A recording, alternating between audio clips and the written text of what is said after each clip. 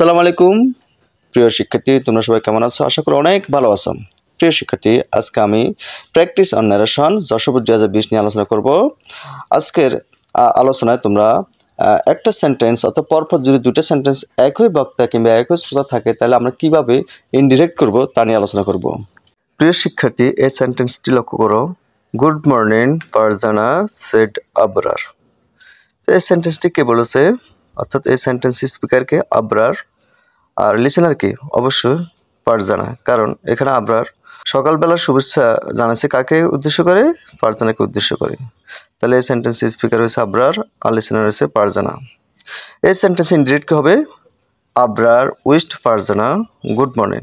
দেখো, ইনডিরেক্ট সেন্টেন্সে স্পিকার হিসেবে আমরা শুরুতে কি বসাবো? আবরার, এরপর উইশড রিপিটিং ভার্ব হিসেবে বসবে। যেহেতু এখানে গুড মর্নিং আছে, আর good morning, good evening, good night, good afternoon এগুলো থাকলে আমরা রিপিটিং ভার্ব হিসেবে কি বসাবো? উইশড। আমরা চাইলে ব্যাড বসাতে পারি। এরপর হচ্ছে শ্রোতা, শ্রোতাকে লিসেনার ফারজানা। ফারজানা কোথায় আছে? হচ্ছে রিপিটেড স্পেসে গুড মর্নিং পর ফারজানা আছে, এটাই হচ্ছে আমাদের স্পিকার। এরপর আমরা যথারীতি কি বসাবো?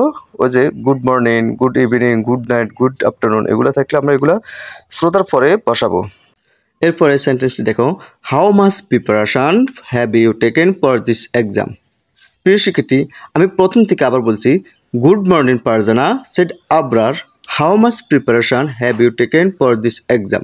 প্রিয় শিক্ষার্থী দেখো, এই যে how much preparation have you taken for this exam, অর্থাৎ এই পরীক্ষার জন্য তুমি কেমন প্রস্তুতি নিয়েছো, এই কথাটি, এই স্পিচটি কে বলেছেন? অবশ্যই আবরার। অর্থাৎ আবরার প্রথমে ফারজানাকে সকালবেলা শুভেচ্ছা জানিয়েছে, এরপর ফারজানাকে প্রশ্ন করছে যে how much preparation have you taken for this exam.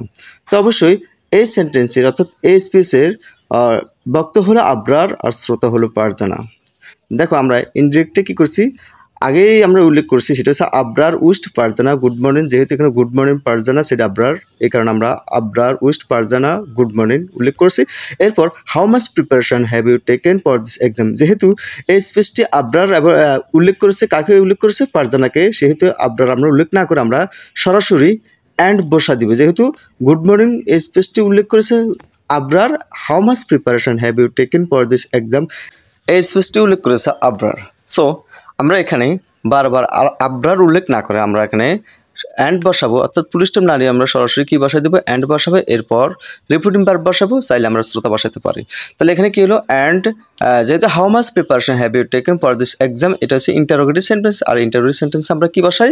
সাধারণত রিপিটিং ভার্ব হিসেবে আস্কড বসাই। এরপর আমরা শ্রোতা কি লিখবো? হার। হার বলতে কাকে বুঝাইছে? ফারজানাকে বুঝাইছে। শ্রোতা মানে অবজেক্ট, যে জন্য এখানে আমরা হার বসাইছি। আর এরপর আমরা কনজাংশন বসাবো। যেহেতু how much preparation have you taken for this exam, এটা হচ্ছে ইন্টারোগেটিভ সেন্টেন্স। সো এখানে হয় ইফ বসবে, না হয় ডব্লিউএস ওয়ার্ড বসবে। যেহেতু এখানে হাউ আছে তাই আমরা হাউ বসাইছি, আর হাউর সাথে আমরা একসাথে আমরা মাচ প্রিপারেশন বসা দিব। এরপর আমরা সাবজেক্ট বসাবো। আর সাবজেক্ট হিসেবে আমরা কি বসাবো? দেখো, ডিরেক্ট স্পেসে ইউ আছে, ইউ থাকলে আমরা কি বসাবো? ইউ বলতে কাকে বুঝাইছে? ফারজানাকে বুঝাইছে, অর্থাৎ শ্রোতাকে বুঝাইছে। আর শ্রোতা হচ্ছেন ফারজানা, ফারজানা হচ্ছে ফ্যামিলিন, যার কারণে আমরা সি বসাবো সাবজেক্ট হিসেবে। এরপর অক্সিলারি হ্যাভ আছে, হ্যাভের পরে আমরা কি দিব? হ্যাড দিবে। হ্যাভের ফার্স্ট অফ হ্যাড। এরপর টেকেন ফর দিস থাকলে কি হবে? That exam. তোমরা অবশ্যই মনে রাখবে যে দিস থাকলে, ডিরেক্টে যদি দিস থাকে, ইনডিরেক্টে কী হবে? দ্যাট হবে। তাহলে ফর দ্যাট এক্সাম।